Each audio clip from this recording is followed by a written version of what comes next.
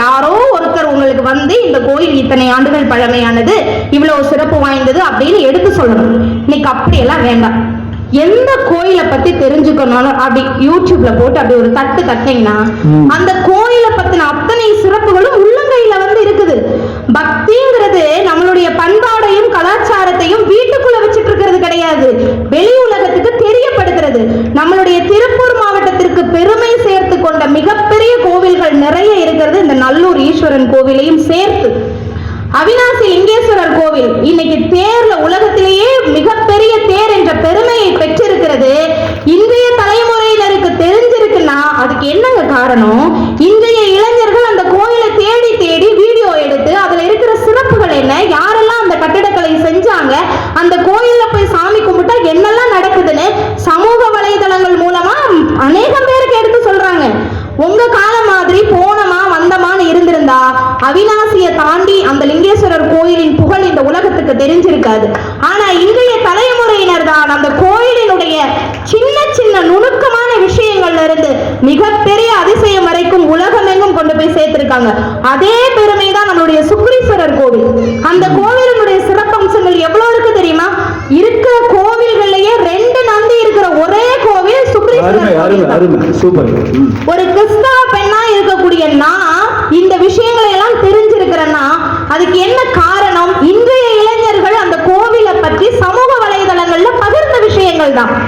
இவ்வளவு நல்ல விஷயங்கள் எல்லா மதத்தினருக்கும் எல்லா தலைமுறையினருக்கும் போய் கிடைக்குதுன்னா அது காலத்திற்கு தகுந்த மாதிரி அந்தந்த காலகட்டங்கள்ல கூட இருக்கிற இளைஞர்களின் பக்தி தான் காரணம். இன்னைக்கு இளைஞர்கள் மத்தியில பக்தி இல்லைன்னு வச்சுக்கோங்களேன், அவங்க போய் எதற்காக ஒரு கோவிலை பத்தி வீடியோ போடணும்? அவங்க நினைச்சிருந்தா ஒரு தியேட்டர்ல போய் ஃபீட்பேக் எடுத்து வீடியோ போடலாம், ஒரு நடிகையை பத்தி பேசி வீடியோ போடலாம், வீட்டுல நடக்கிற சொந்த கதைகள் சோக கதைகளை பத்தி வீடியோ போடலாம். ஆனா நீங்க பார்க்கக்கூடிய பெரும்பாலான விஷயங்கள் தவிர்த்து இன்னும் இளைஞர்கள் நம்மளுடைய பக்தியை ஆன்மீகத்தை அடுத்த கட்டத்துக்கு எடுத்துட்டு போறாங்க.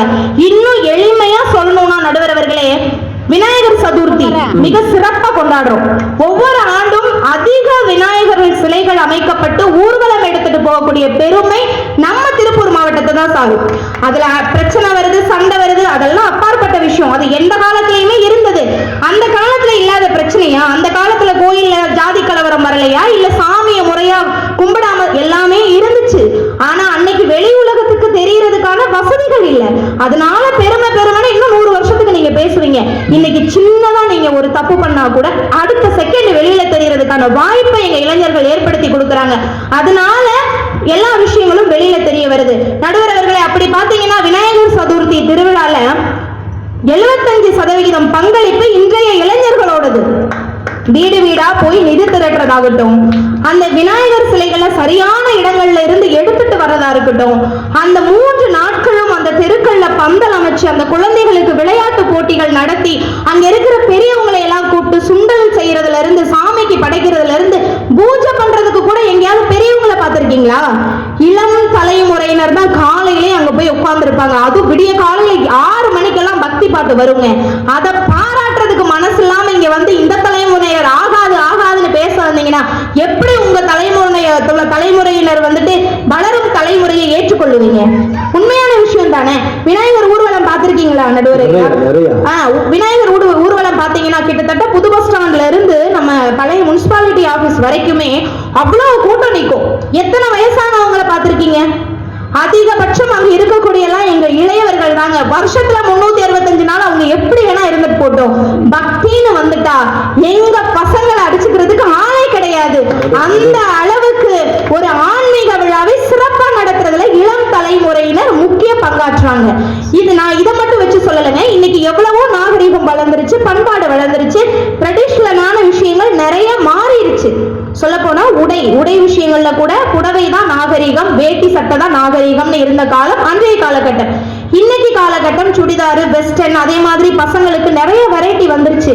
ஆனா இன்னைக்கும் தீபாவளி பொங்கல் அப்படின்னா எங்க காலேஜ் படிக்கிற பொண்ணும் பையனும் தேடி எடுக்கிற உடை என்ன தெரியுமா? தாவணி, சேலை. நீங்க பார்த்த பிள்ளைங்க எல்லாம் லெக்கின்ஸ் தான். உங்களை போய் நீங்க போய் சென்னை ஐடி காலேஜா போயிருப்பீங்க, அங்க இருக்கிற செலிப்ரேஷனுக்கு தலைமை தாங்க போகாதீங்கன்னு இதுக்குதான் சொல்றது. இல்ல இந்த லெக்கின்ஸ்ங்கறாங்களே அதுக்கு பேர் என்னமா? லெக்கின்ஸ் வந்துட்டு அது உடலோடு கோர்த்த உடை. லெக்கினா கால், காலோடு பின்னி பிணைந்த உடை. அதனால நம்ம பண்பாடும் ஆன்மீகமும் தான். லெக்கின்ஸ் ஆராய்ச்சி எல்லாம் இல்ல நம்மளுடைய தலைப்பு. அதனால அதை பற்றி நம்ம பேசுவோம். இவர் சொன்ன மாதிரி மற்ற எத்தனை நாட்கள்ல அவங்க எப்படி வேணா இருந்துட்டு போட்டுங்க, ஆனா பண்பாடு சார்ந்த விழாக்கள் வந்ததுன்னா எங்க பொண்ணுங்களும் சரி பசங்களும் சரி அப்படியே அழகா அந்த சாரியை கட்டிட்டு அந்த தாவணியை கட்டிட்டு தலை நிறைய பூ வச்சுட்டு அந்த விழாக்கள்ல இன்னும் கலந்துட்டு இருக்காங்க அப்படின்னா அந்த இளைஞர்கள் மத்தியில இன்னும் பண்பாடு இருக்கிறது உங்களுக்கு தெரியலையா? எங்க அக்காவுக்கு தெரியல, இல்ல எங்க அண்ணாக்கு தெரியலையா? இவங்க எல்லாம் மாடனாவே பார்த்து பழகிட்டாங்க. நடுவர் அவர்களை ஒரு விஷயம் மட்டும் ஆணித்தனமா தெரிஞ்சுக்கோங்க. என்னைக்கு உலகத்திலேயோ அல்லது ஒரு தலைமுறையினரிடமோ இருக்கக்கூடிய நல்ல விஷயங்களை பாராட்ட ஆரம்பிக்கிறோமோ அன்னைக்குதான் அந்த தலைமுறை அடுத்தடுத்து நல்ல விஷயங்களை செய்யும். அதை எவ்வளவு நல்லது செஞ்சாலும் அந்த குறைகளை மட்டுமே நீங்க பார்த்துட்டு இருந்தீங்கன்னா கண்டிப்பா எந்த தலைமுறையிலும் அடுத்த கட்டத்துக்கு போக மாட்டாங்கன்றதுதான் ஆணித்தனமான உண்மை. எல்லாத்துக்கும் மேல இன்னைக்கு சமூக வலைதளம் எந்த அளவுக்கு ஆன்மீகத்துக்கு முக்கியத்துவம் கொடுக்குதோ அதே மாதிரி தனியார் தொலைக்காட்சிகள் எடுத்துக்கோங்க. விஜய் டிவி சூப்பர் சிங்கர் நம்ம திருப்பூர் மாவட்டத்தை சார்ந்த சுவாதின்னு ஒரு பொண்ணு டைட்டில் வின் பண்ணாங்க. அந்த பொண்ணு அதிகமா பாடின பாட்டே ஆன்மீக பாடல் தான். ஒரு தந்தை இல்லாத குடும்பத்துல இருந்து ஆன்மீக பாடல் பாடி முன்னுக்கு வந்தாங்க. அதே மாதிரி நம்ம திருப்பூர் மாவட்டத்தில் இந்த பாட்டு கேட்டிருப்பீங்க நிறைய பேர். சின்ன சின்ன முருகையா சிங்கார முருகையா எப்படி போடுறாரு மியூசிக். ஞான பழத்தை பொழிந்த சாரை எடுத்து போடுங்க போடுங்க மியூசிக். இவங்களுக்கு ட்ரெண்டிங்கா மியூசிக் வேணும், ட்ரெண்டிங்கா பாட்டு வேணும், நல்லா டான்ஸ் ஆடணும். ஆனா இளைஞர்களை குறை சொல்லணும். அந்த காலத்துல அவையார் நல்லா தானே பாடி வச்சிருக்காங்க, இழுத்து இழுத்து பாடுனாங்கல்ல. இன்னைக்கு அதவே பாடுங்க. எதுக்கு எங்க ஆளுங்க பாட்டுலாம் பாடுறீங்க? ஞான புறத்தை பிடிந்து அதுக்கு அடுத்து புளிய முடியாது. ஏன்னா அது அவை சுந்தர அவங்க பாடுனாங்க. அவங்க அன்னைக்கு சாப்பிட்ட உணவு அப்படி இருந்துச்சு. அவங்க எவ்வளவு வேணாலும் சத்தம் போட்டாங்க. இன்னைக்கு முடியுமாக கேளுங்க, ஞான பழத்தை புளிஞ்சாலே ஓடுற மாதிரி இருக்கு. இன்னைக்கு அவங்க கூட அப்படி அழகா ரசிக்கிற மாதிரி ஒரு அருமையான மியூசிக்ல ஒரு பாட்டு போட்டாங்க. நம்ம திருப்பூர் மாவட்டத்தை நம்ம திருமுருகன் பூண்டி தானே மும்மூர்த்தி நகர்ல இருக்கக்கூடிய சதாசிவம் இறையருள் பாடகர் அப்படின்ற பட்டத்துல கிட்டத்தட்ட 1000க்கும் மேற்பட்ட பாடல்களை பாடி தனியார் தொலைக்காட்சியில போய் பக்தி பாடல்கள் பாடி பரிசு வாங்கிட்டு வந்து நம்ம திருப்பூர் மாவட்டத்துக்கே பெருமை சேர்த்திருக்கக்கூடிய இறையருள் பாடகர் திரு சதாசிவம் அவர்கள் இருக்காங்க. அதே மாதிரி திரைத்துறையில வேல்முருகன் அவர்களுடைய பாடல்கள் எடுத்துட்டீங்கன்னா கிராமிய பாடகரா அறிமுகமான அவரு இன்னைக்கு தஞ்சாவூர் பெரிய கோயிலா இருக்கட்டும், திருவண்ணாமலை கோயிலா இருக்கட்டும், பிரகதீஸ்வரர் ஆலயமா இருக்கட்டும், இந்த எல்லா கோயில்களையும் ஆன்மீக பாடல்களை பாடி இளம் தலைமுறையினருக்கு ஆன்மீக கருத்துக்களை எடுத்துக்கொண்டு போய் சேர்க்கிறாங்கன்னா எங்க இளைஞர்கள் மத்தியில ஆன்மீக கருத்து இருக்குங்க. நாங்களும் ஆன்மீகத்தை வளர்க்க தயாரா தான் இருக்கோம். அதனால அதையும் நீங்க ஏற்றுக்கொள்ளணும். ஆன்மீகத்தை பத்தி நிறைய சொல்லிட்டோம், லேட் ஆயிடுச்சு, அப்புறம் அவர் உட்காருன்றவர். தப்பா பேசுறவங்க, குறை சொல்றவங்க, இதாங்க உலகம். குறை சொல்றவங்க, சண்டை கட்டுறவங்க, இல்லாத விஷயத்தை இருக்கிற மாதிரியே பேசுறவங்களுக்கு எல்லாம் மணிக்கணக்கு அந்த உலகத்துல வாய்ப்பு கிடைக்கும், நேரமும் கிடைக்கும். இந்த உண்மையை சொல்றதுக்கு நம்ம எந்திரிச்சு வந்தோம்னா ஆகவேன்னு தட்டிடுவாங்க. இதுதான் அந்த நடுவர்களோட வேலையே தாங்க. நல்ல விஷயம் 4 பேருக்கு சொல்றதுக்கு விடவே மாட்டாங்க. இப்ப அவர் தட்டினார்னா அதான் காரணம், புரிஞ்சுக்கோங்க. அந்த மைக்க ஆகவே தட்ட விடாம பார்க்க வேண்டியது உங்க பொறுப்பு. அவர் அங்க தட்டுறதுக்கு முன்னாடி நீங்க இங்க தட்டிடுங்க, அவ்வளவுதான் சொல்லிடுறேன். ஆமா 9 மணிக்கு முடிக்க சொன்னாங்க. இல்ல நீ எப்ப வேணா பேசுறீங்க, நான் கிளம்பிடுவோம், ஒண்ணும் பிரச்சனை இல்லை. நல்லது சொல்லணுமா வேண்டாமா? நீங்க எங்களை எப்படி குறை சொன்னீங்க, அப்புறம் நாங்க எங்க கருத்தெல்லாம் எப்படி சொல்றது? நல்ல நீங்க பொம்பளை வந்து அதாவது நல்லது சொல்லுவீங்க. அதாவது ஏக்கா அந்த ஆஸ்பத்திரிக்கு போயிட்டு வந்தாலே எப்படி இருக்கிறா அப்படின்னு கேட்டா, அவ ஆஸ்பத்திரிக்கு போயிட்டு வந்த கதை உனக்கு தெரியாதா? இதெல்லாம் ஊரே கேட்டு ஊரே அப்படிம்பாங்க. இத பேசுவீங்க, அதை பேசுறதுக்கு அதுவும் இந்த கொலையாடி சண்டையில ஒரு காலத்துல நீங்க பாத்தீங்கன்னா அந்த சவுண்ட் கேட்டீங்கன்னு வச்சுக்கோங்க, அந்த வழியில மனசு நடக்க முடியாது. அதுல இருந்து என்ன தெரியுதுக்கா, பகல்ல நம்ம ஊரெல்லாம் உட்கார்ந்து கொலையாடியில பேசுறது, ராத்திரி இவங்க கட்டில உட்கார்ந்து நம்மள்ட்ட இருந்து வாங்கிக்கிறது. ஏண்டி கொலையாடியில என்ன நடந்துச்சு, அந்த வீட்டுக்கு நம்மள்ட்ட இருந்து இவங்க வாங்கிட்டு நம்மளை விட அதிகமா புரணி பேசுறவங்களே இவங்க தான். என்னமோ காலங்காலமா புரணி எங்க புடவைக்குள்ளேயே இருக்கிற மாதிரி பேசக்கூடாது. எங்கள்கிட்ட இருந்து திருடி நீங்க எல்லாத்தையும் தெரிஞ்சு வச்சுட்டு வெளியில போய் நீங்களே கண்டுபிடிச்ச மாதிரி ஒரு சீன் கிரியேட் பண்றதுக்கு அது தெரியாம சும்மா நீங்களே எல்லா புகழும் எடுத்துட்டு போறீங்க. அதுல கூட நாங்க விட்டு கொடுத்துட்டு தான் போறோம் இல்லையாக்கா? எவ்வளவு புன்னகையோட பதில் சொல்றாங்க நடுவர் அவர்களே. அதே மாதிரி பண்பாடுன்னு ஒரு விஷயம் சொன்னீங்க. பண்பாடுனா என்னன்றதுக்கு நீங்களே ஒரு அருமையான விளக்கம் கூட சொன்னீங்க. தனிமனித ஒழுக்கம் இருந்ததுன்னா அது ஆன்மீகம், ஒரு சமூகமே ஒழுக்கமான முறையில இருந்ததுன்னா அது பண்பாடுன்னு சொன்னீங்க. இன்னைக்கு நம்மளுடைய பண்பாட்டை கட்டி காக்கணும், பாரம்பரியமா இருந்த நம்மளுடைய ஜல்லிக்கட்டு தடை செய்யணும்னு ஒரு விஷயம் வந்த போது எந்த முதியவர்களும் முன்னாடி நின்று போராட வரலைங்க. எங்க இளைஞர்கள் தான் லட்சக்கணக்கில் வந்து மெரினா பீச்ல நின்னாங்க. ஒரு பெண் தனியா நின்று குரல் கொடுத்தாங்க.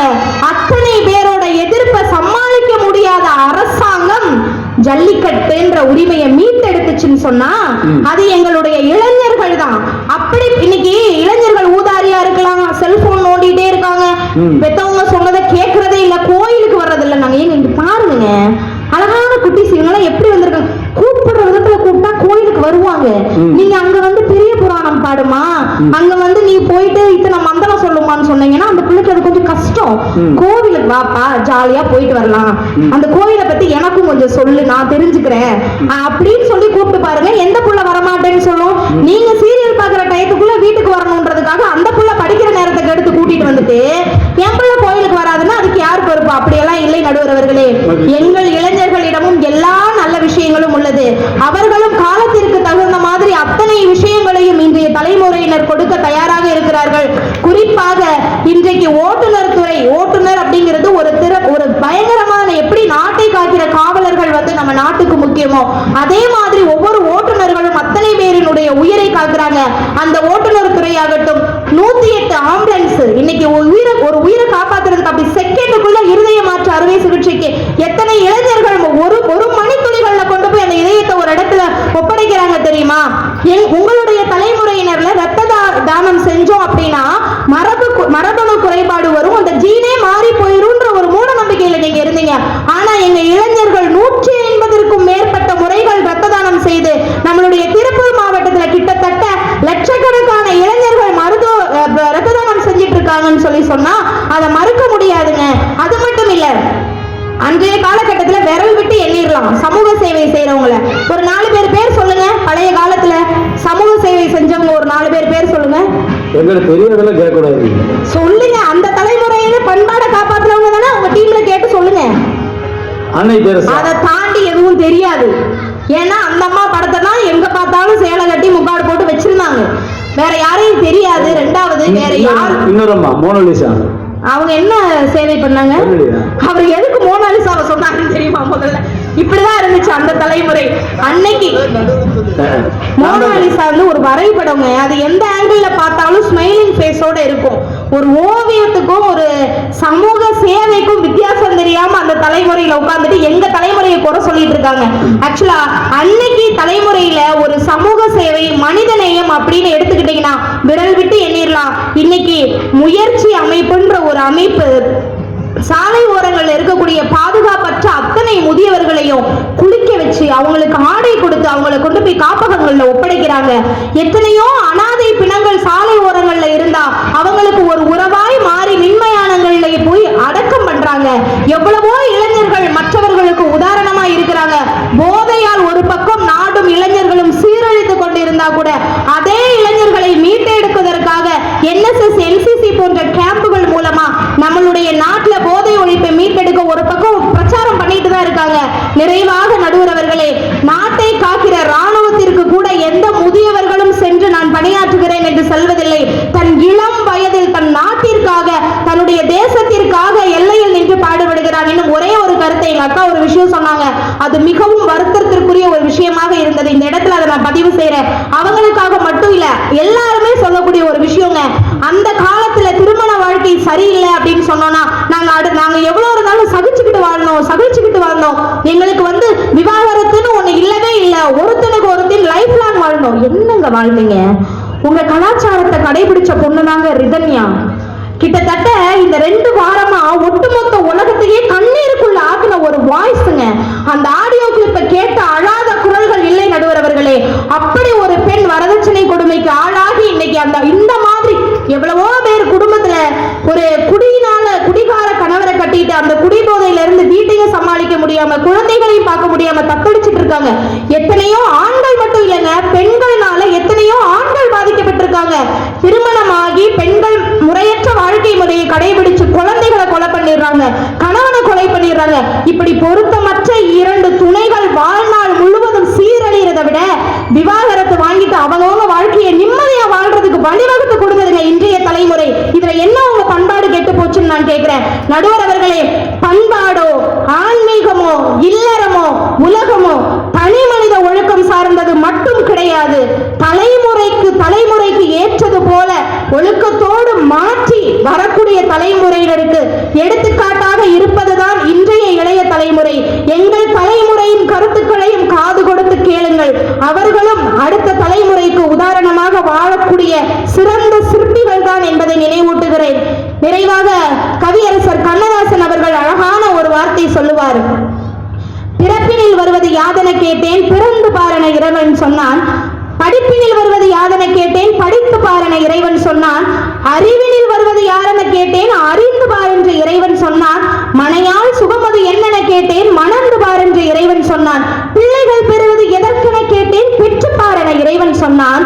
வறுமை என்பது யாதென கேட்டேன், வருந்தி பார் என்று இறைவன் சொன்னான். முதுமை என்பது யாதென கேட்டேன், முதிர்ந்து பார் என இறைவன் சொன்னான். அடை இத்தனையும் நான் அனுபவித்துத்தான் தெரிந்து கொள்ள வேண்டும் என்றால் அடை இறைவா நீ எதற்கு என்றேன். இறைவன் நிதானமாக அவன் காதருகில் சென்று சொன்னான், அந்த அனுபவமே நான் தான் என்று. ஆக ஒட்டுமொத்த அனுபவத்தையும் உள்வாங்கிய பிறகு இந்த தலைமுறை சரியில்லை என்று நீங்கள் கூறுகிறீர்கள். அனுபவத்தை ஆரம்பிக்கும் அஸ்திவார கட்டத்தில் இருக்கும் நாங்கள் எங்களால் ஒரு நல்ல தலைமுறையினரை உருவாக்க முடியும்.